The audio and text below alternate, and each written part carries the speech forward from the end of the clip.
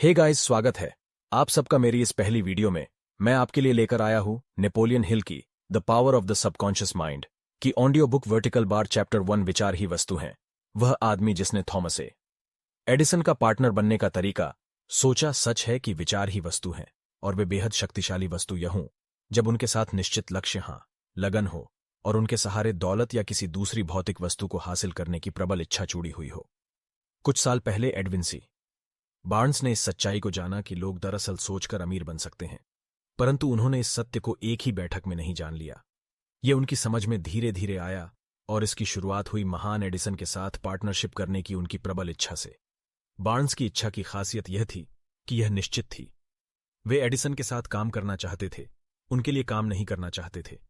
वे किस तरह अपनी इच्छा को हकीकत में बदलते हैं, इस विवरण को ध्यान से पढ़ें, तभी आप उन सिद्धांतों को बेहतर तरीके से समझ पाएंगे जिनसे दौलत हासिल होती है। जब यह इच्छा या विचार उनके दिमाग में पहली बार कौंधा तो वे इस स्थिति में नहीं थे कि इस पर अमल कर सकें। उनकी राह में दो बाधाएं थीं। पहली यह कि वे एडिसन को नहीं जानते थे और दूसरी यह कि उसके pass on range new Jersey जाने के लिए रेल के किराए तक के पैसे नहीं थे।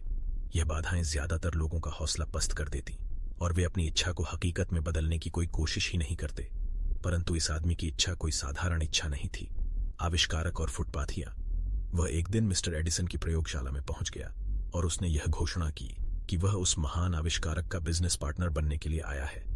बार्न्स और एडिसन के बीच हुई इस पहली मुलाकात के बारे में बोलते हुए वर्षों बाद एडिसन ने कहा, वह एक साधारण फुटपाथी की तरह मेरे सामने खड़ा था, परंतु उसके चेहरे पर ऐसा कोई भाव था जिससे यह दिखता था कि वह जो पाना चाहता है उसने उसे हासिल करने का दृढ़ निश्चय कर रखा है। लोगों के साथ वर्षों के अनुभव से मैंने सीखा है कि जब कोई व्यक्ति किसी चीज को इतनी बुरी तरह पाना चाहता है कि वह उसे पाने के लिए अपना पूरा भविष्य जिंदगी के एक ही पांसे पर दांव पर लगा दे, तो उस व्यक्ति की जीत तय है। मैंने उसे उसका मनचाहा अवसर इसलिए दिया क्योंकि मैं देख सकता था कि उसने यह तय कर लिया है कि वह तब तक जुटा रहेगा जब तक कि वह सफल न हो जाए। बाद की घटनाओं ने यह साबित कर दिया कि मैंने कोई गलती नहीं की। उस युवक के हुलिये से एडिसन प्रभावित नहीं हुए थे क्योंकि उसका हुलिया बहुत ही खराब था। फर्क उसकी सोच से पड़ा। बार्न्स को पहली ही मुलाकात में एडिसन ने अपना पार्टनर नहीं बना लिया, परंतु उन्हें एडिसन के ऑफिस में बहुत कम तनख्वाह पर काम करने का अवसर मिला। महीने गुजरते गए। बार्न्स ने अपने दिमाग में जो निश्चित महान लक्ष्य बनाया था उस बहुमूल्य लक्ष्य तक पहुंचाने वाली कोई घटना नहीं हुई, परंतु बार्न्स के मस्तिष्क में महत्वपूर्ण बदलाव हुए। वे अपनी इस इच्छा को लगातार और अधिक प्रबल करते जा रहे थे कि एक दिन वे एडिसन के बिजनेस पार्टनर बनकर दिखाएंगे।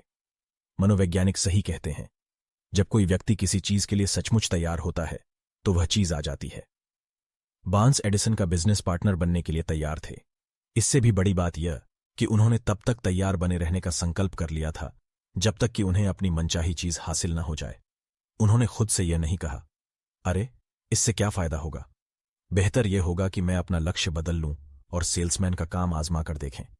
इसके बजाय उन्होंने कहा, मैं यहां एडिसन के साथ बिजनेस शुरू करने के लिए आया हूं और मैं इस लक्ष्य को हासिल करके ही रहूंगा, चाहे मुझे इसमें अपनी सारी जिंदगी ही क्यों न लगानी पड़े।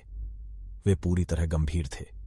अगर लोग अपने लक्ष्य को निश्चित कर लें और एकाग्रता व संपूर्ण समर्पण से उसे प्राप्त करने में जुट जाएं, तो लोगों की किस्मत बदल सकती है। शायद युवा बार्न्स को उस समय यह पता न हो, परंतु इकलौती इच्छा को प्राप्त करने की उनकी लगन और उनका दृढ़ संकल्प उन्हें सारी बाधाओं के पार ले गए और उन्हें वह अवसर मिल ही गया जिसकी उन्हें तलाश थी। अवसर के छद्म रूप जब अवसर आया तो वह ऐसे रूप में आया और ऐसी दिशा से आया जिसकी बार्न्स ने उम्मीद भी नहीं की थी। अवसर इंसानों के साथ अक्सर इस तरह की चालबाजी करता है। अवसर पिछले दरवाजे से चुपचाप घुस आता है और अक्सर यह दुर्भाग्य या अस्थायी पराजय के वेश में आता है। शायद इसीलिए बहुत सारे लोग अवसर को पहचान नहीं पाते। एडिसन ने एक नया ऑफिस यंत्र बनाया था जिसे उस वक्त एडिसन डिक्टेटिंग मशीन के नाम से जाना जाता था। उनके सेलामैन उस मशीन को लेकर उत्साहित नहीं थे। उन्हें यह विश्वास नहीं था कि इसे आसानी से बेचा जा सकता था। बार्न्स ने अपना अवसर देखा। यह अवसर चुपके से उनके जीवन में आया था, एक अजीब सी दिखने वाली मशीन में छुपकर, जिसमें बार्न्स और उनके आविष्कारक को छोड़कर किसी तीसरे की कोई रुचि नहीं थी। बार्न्स जानते थे कि वे एडिसन डिक्टेटिंग मशीन बेच सकते हैं। उन्होंने एडिसन को यह सुझाव दिया और उन्हें तत्काल अपना मौका मिल गया। उन्होंने मशीन बेची और इतनी सफलतापूर्वक बेची कि एडिसन ने उन्हें इस मशीन को पूरे देश में डिस्ट्रीब्यूट करने और मार्केटिंग का कॉन्ट्रैक्ट दे दिया। इस बिजनेस सहयोग से बार्न्स ने ढेर सारा पैसा कमाया, परंतु उन्होंने इससे भी बड़ा काम कर दिखाया। उन्होंने यह साबित कर दिया कि इंसान सोचकर अमीर बन सकता है। बार्न्स की मौलिक इच्छा का आर्थिक मूल्य उनके लिए क्या था, यह तो मैं नहीं जानता। शायद इसकी वजह से उन्हें 20 या 30 लाख डॉलर मिले होंगे, परंतु रकम महत्वपूर्ण नहीं है।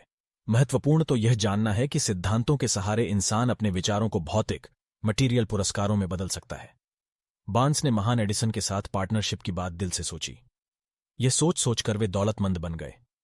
उनके पास शुरुआत में कुछ भी नहीं था। उस वक्त तो ये इतना ही जानते थे कि वे क्या चाहते थे, और उनमें अपनी मनचाही चीज हासिल होने तक डटे रहने का संकल्प था। ये इस चैप्टर का पहला पार्ट था। अगर आपको ये वीडियो पसंद आई तो लाइक कीजिए और इस चैप्टर के अगले पार्ट के लिए सब्सक्राइब करें। धन्यवाद।